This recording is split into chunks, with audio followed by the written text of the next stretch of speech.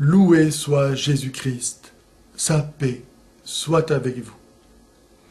Les musulmans et l'islam disent au sujet de Jésus qu'il est un prophète, comme tous les autres prophètes, dans la lignée des prophètes qui ont précédé Mohammed, lequel serait le dernier et le sceau des prophètes.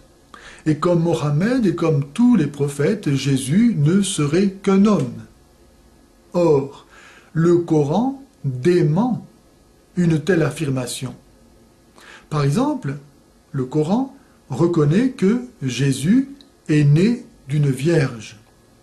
Sourate 3, versets 37 à 47, Sourate 19, versets 15 à 21. Le Coran dit encore que Jésus est sans péché. Sourate 19, verset 19. Que Jésus a fait des miracles. Sourate 3, verset 49, Sourate 5, verset 110. Que Jésus est le Messie, c'est-à-dire le Sauveur du monde. Sourate 5, versets 17 et 75. Que Jésus est le miracle de Dieu.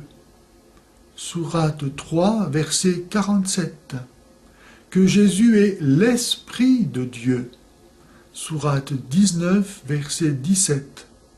Que Jésus est la parole de Dieu. Sourate 3, verset 45, Sourate 4, verset 171, Sourate 19, verset 34. Que Jésus est la vérité. Sourate 6, verset 73, Sourate 19, verset 34. Que Jésus se trouve actuellement auprès de Dieu. Sourate 3, verset 55.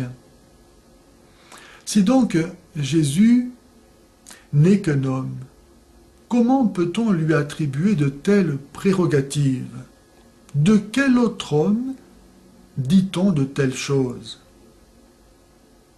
En fait, si le Coran reconnaît à Jésus de telles prérogatives, c'est qu'il est autre chose qu'un homme.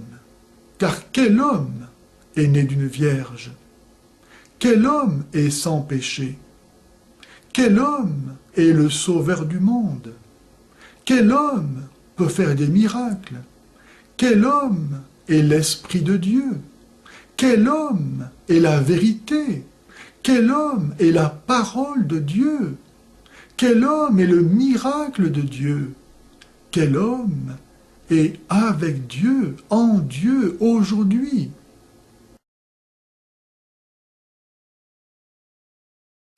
En fait, les rédacteurs du Coran ont été influencés par la foi chrétienne au sujet de Jésus, comme ces versets nous le disent. Foi chrétienne au sujet de Jésus qui n'est pas la foi musulmane, qui dit, elle, que Jésus n'est qu'un homme comme les autres hommes. Le Christ Jésus, en effet, n'est pas comme les autres hommes, ainsi que le Coran le dit. Il est Dieu.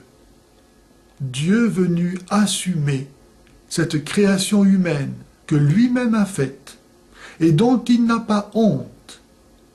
Il en est responsable devant sa propre justice.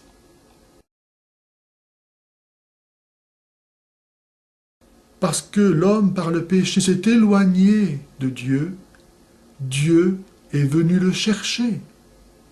L'homme, par son péché, a voulu se faire Dieu, alors Dieu, pour réparer cela, s'est fait homme.